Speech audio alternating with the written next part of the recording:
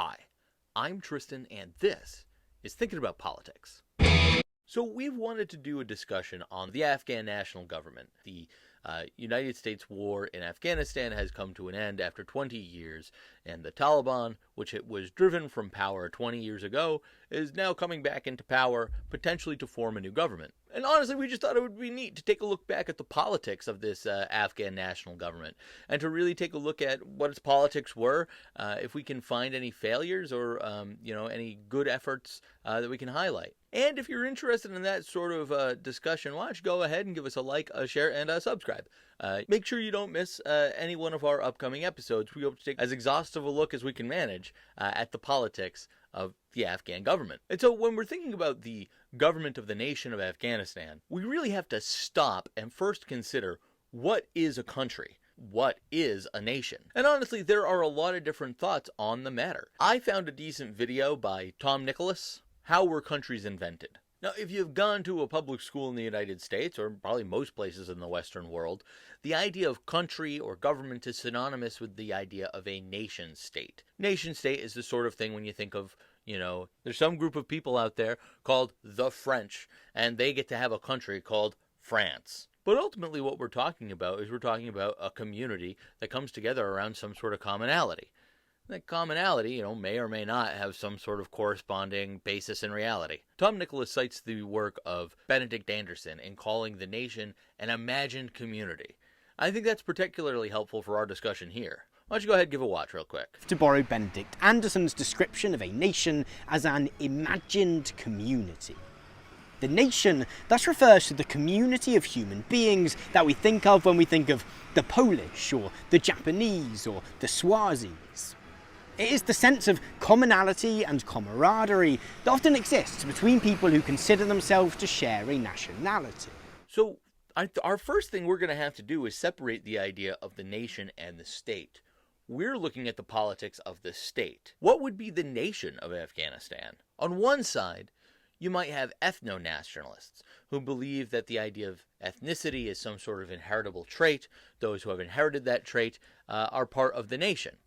And, the ethno-nationalist believes that the state exists to serve that one ethnic group. Others might exist within a territorial bounds, but really the state exists for that favored group. On the more liberal side of things, you might have the idea that nations and states exist because people consent to enter into society together. There is some kind of consent of the governed where separate individuals come together to form a common community. In this way, a community or a nation is formed regardless of one's inherited traits or regardless of, where one's ancestors came from. So if you're going to engage in a nation building in a place like Afghanistan, the question is, what kind of nation and what kind of state can you create? And you have to start with this idea here that there are already people in Afghanistan with a history.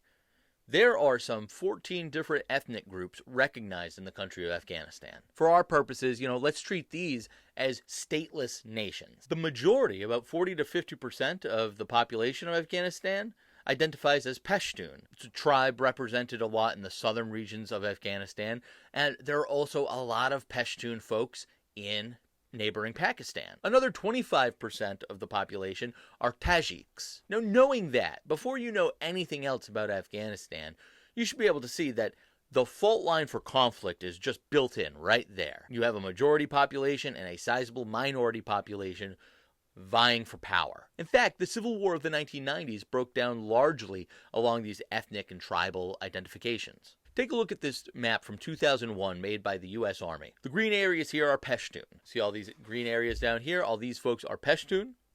Where you see these lines, that's territory where the Taliban either did not control or where there were at least some sort of pockets of resistance. And you see how there are different ethnic groups represented in these areas, kind of rebelling against the Pashtun majority. Take a guess at which ethnic group the Taliban represents. You guessed it, it's the Pashtun. And remember when I told you that northern Pakistan is also largely Pashtun? Doesn't it make sense now that the Taliban was able to get across the border and find refuge among the Pashtun in Pakistan? Ultimately, I think it's hard to lump the Taliban in as purely a nationalistic force.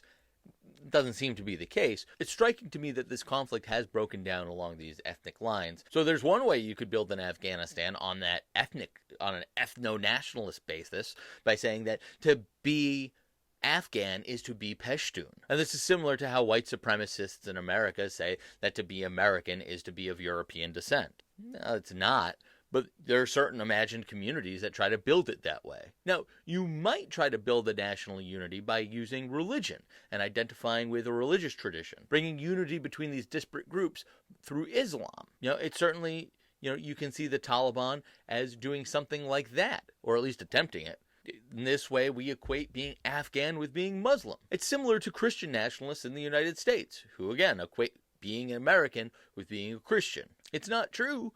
It's just one way to imagine a community. And then there's the purely transactional sort of approach, where people, for whatever reason, kind of come together and rationally decide, hey, we're just going to put whatever came before aside and just choose to build a new system and work with it. In these situations, the state may come before the nation. And then the state tries to build national unity and a national identity through the use of patriotic symbols, education, all sorts of stuff. And that last one is rare. That doesn't happen a lot. In our next video, we're going to take a look at the Afghan Constitution, the one that was ratified after the 2001 takeover by the United States and the toppling of the Taliban. We'll try to figure out those ways in which the Afghans who were creating the new government envisioned their imagined community, how they saw the project of Afghan nationhood taking off, and on what basis that kind of community was going to come together. Unfortunately, we know the outcome now, so it's not going to be very suspenseful, But anyway, you've been great.